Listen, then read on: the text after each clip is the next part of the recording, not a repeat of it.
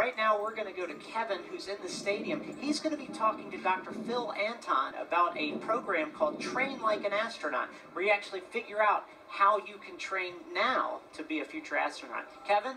Yeah, thank you very much, Blair. We, of course, are on the field. And in several minutes, we will let you in on the secret what these world-class athletes behind us, what they are doing. We'll talk to them in just a little bit, or we'll see how they work out. With me now is Dr. Phil Anton. And what is your title, and what department are you with?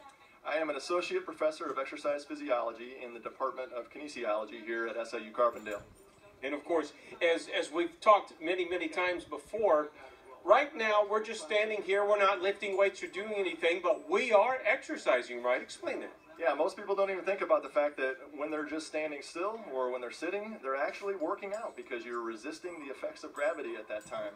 And that's putting load onto your muscles, your connective tissue, and your bones, and your cardiovascular system, and keeping those at a basic level of fitness.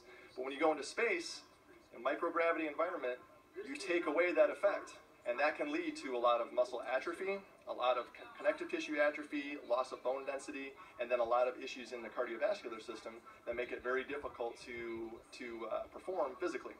So it sounds like really the human body, the muscles and all the systems, contrary to me on the weekend sometimes, the human body does not want to lay on the couch all day and eat popcorn and watch television. The human body wants to have resistance and work and move, right? And so how does that apply to something called micro tears, which I've heard about?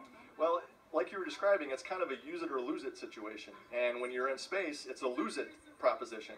And when you exercise, you actually create these little teeny tiny micro tears within the muscle and connective tissue, but your body goes into its recovery phase, its repair phase, and it builds new connective tissue and new muscle to help you be stronger.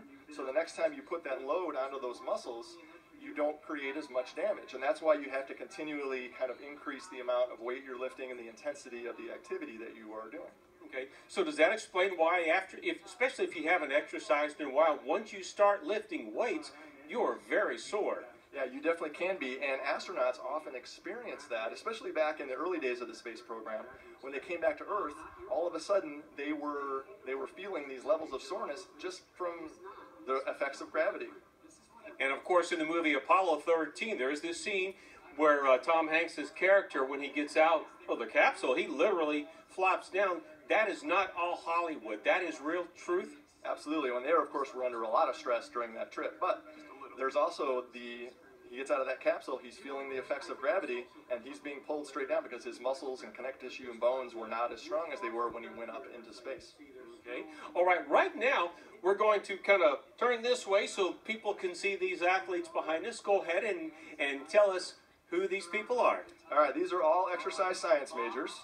And we have Abby Barrow, who is an outside hitter on the SIUC volleyball team.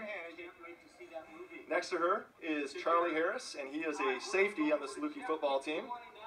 To his left is Megan Krolak. She's here from SIUC cross country and track. She is a long distance runner. And then last but not least on the end, we have Matt Greenfield, who is a men's golfer.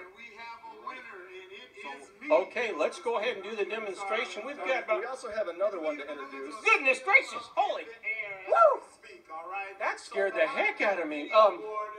Lord Vader, is that it?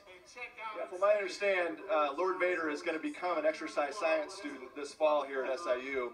And so he wanted to come out here and demonstrate these exercises with us. Sorry if I got a little carried away, but I had no idea that someone from the dark side is here. Wow. Can you get on that side? No, never mind. Okay, so we're going to do some exercises now. Okay. The first thing we got to do when you do any exercise routine is you got to warm up the body. Now, we don't have all the fancy NASA equipment here, but you really don't need fancy equipment to get a good workout in. But the first thing we want to do is what we call warm up the launch pad. You'll notice all of these activities have a theme of a journey to and from space. So we got to warm up the launch pad first, because the launch pad of the body is your lower body, and it launches you into many different activities. So what we want to do to start with is just a march in place. So up and down, lift those knees as high as you can. Good. Excellent. Okay, we can stop that one.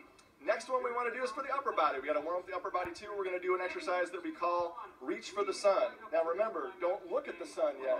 Just reach for the sun. So the first thing we want to do is lift our left arm up in the air, bring that down, and bring your right arm up. Up and down. And you guys at home can be doing these exercises with us because you've probably been sitting watching the Eclipse coverage the entire day. So it's good to be active. Up and down. Good. Okay. And I'm going to take a pass because I've been told I need to make sure and keep the microphone on you. So okay, I guess I'm going to be lazy. That's fine. You're excused.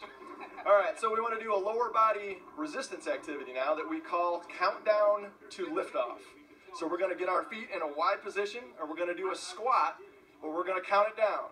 10, 9, 8, 7, 6, 5, 4, 3, 2, 1. Lift off. And one more time. 10, 9, 8, 7, 6, 5, 4, 3, 2, 1, and lift off.